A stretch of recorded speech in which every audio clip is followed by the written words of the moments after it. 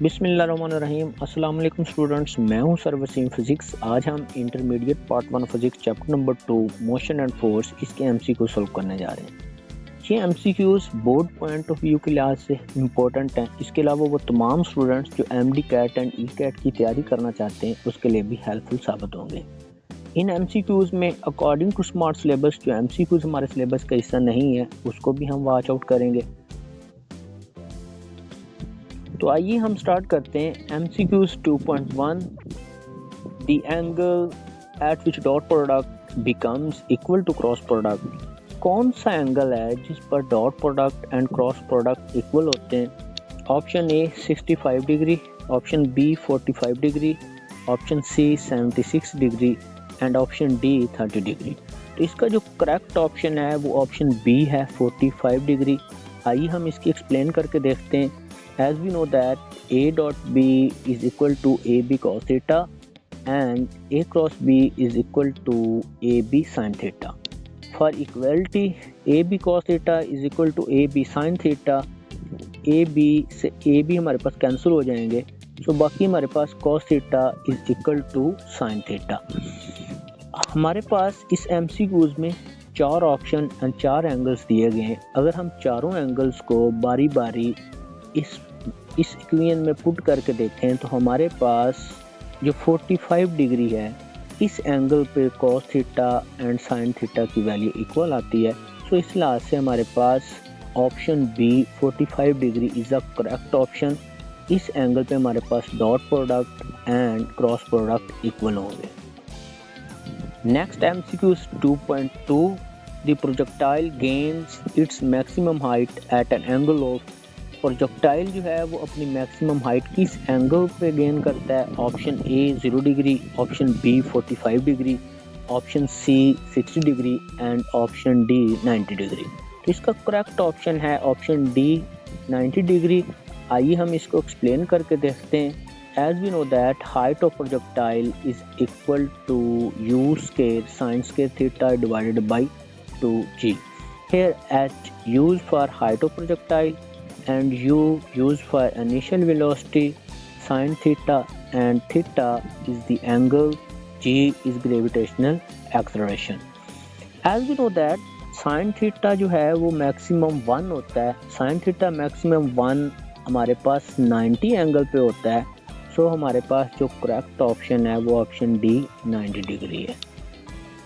Next MCQ 2.3 The scalar product of two vectors is maximum if they are। कब दो vector का scalar product maximum होगा? Option A perpendicular, option B parallel, option C at 30 degree and option D at 45 degree.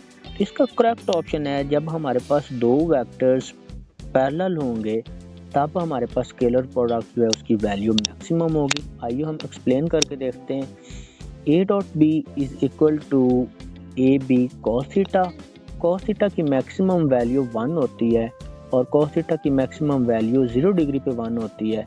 सो हमारे पास जब दो vectors आपस में parallel होंगे देन उनके दरमियान एंगल 0 डिग्री होगा और 0 डिग्री पे cos मैक्सिमम वैल्यू देता है। सो हमारे पास जब दो वेक्टर्स पैरेलल होंगे तब हमारे पास स्केलर प्रोडक्ट जो है उसकी वैल्यू मैक्सिमम होगी।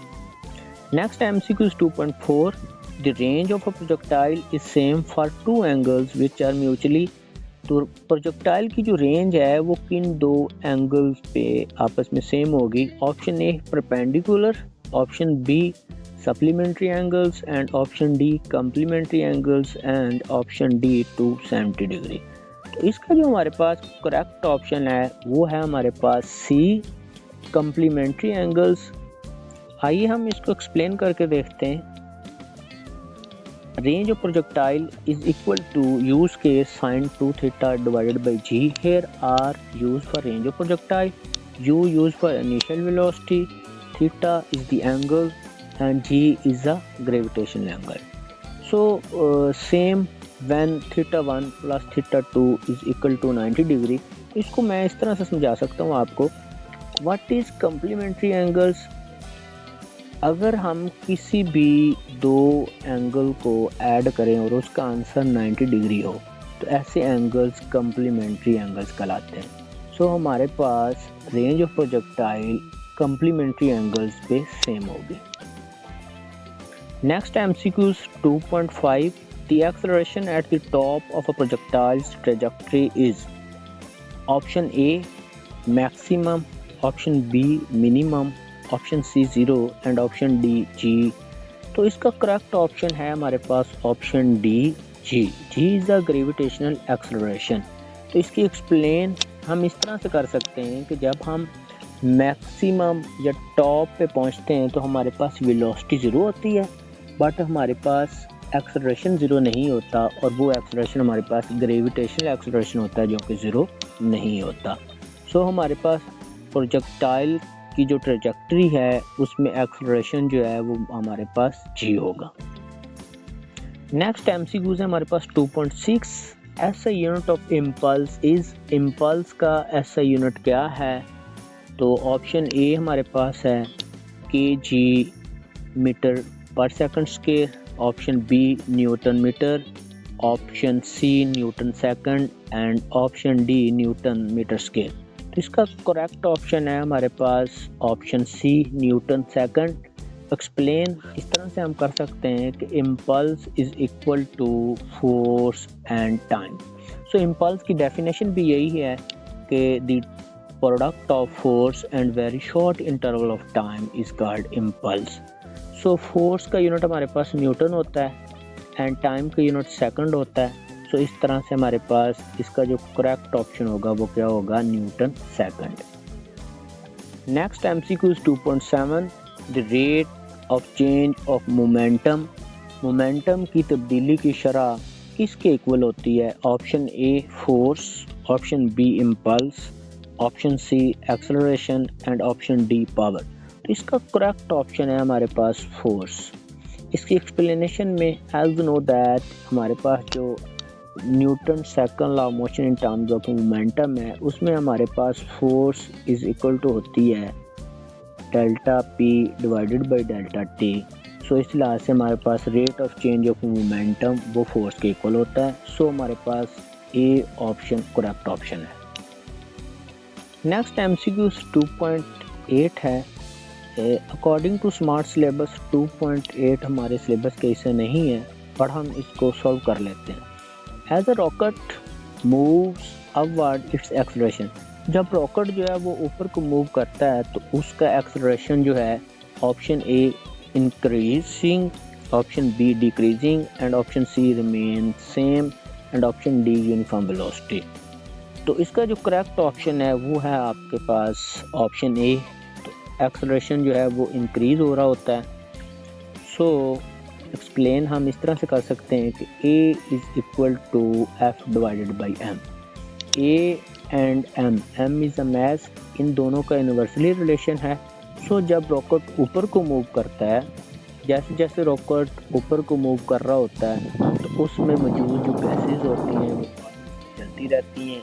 जैसे जैसे गैसेज जो हैं वो जलती रहती हैं उसका मास कम होता रहता है। जब आपके पास मास कम होगा तो इस लिहाज से हमारे पास एक्सेलरेशन जो है वो इंक्रीज होगा। सो हमारे पास ऑप्शन ए जो है वो करेक्ट ऑप्शन है, increasing the acceleration. Next MCQ 2.9, elastic collision involves. Elastic collision जो है उसकी क्या डेफिनेशन हो सकती है? Option A loss of energy, option B gain of energy, option C no gain no loss of energy and option D no relation between energy and elastic collision. इसका जो correct option है हमारे पास वो है option C no gain no loss of energy. तो explain के अंदर हम ये कह सकते हैं कि elastic collision is a collision in which total energy and momentum remains constant. So total energy before and total energy after हमारे पास सेम रहती है। सो इस लिहाज से हमारे पास जो करेक्ट ऑप्शन है वो option C no gain no loss of energy ठीक है। अगर स्टूडेंट्स हमारे इस लेक्चर में किसी भी MCQs में कोई कन्फ्यूजन है तो कमेंट बॉक्स के अंदर हमसे डिस्कस कर सकते हैं। मज़ीद चैप्टर्स के MCQs के लिए हमारे चैनल को लाइक एंड सब्सक्राइब कर लें। Thank you so much.